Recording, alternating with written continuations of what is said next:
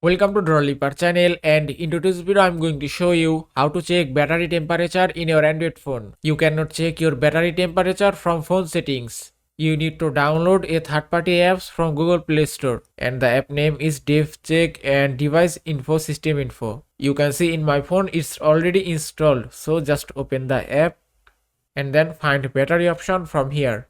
That's it. Then just tap here.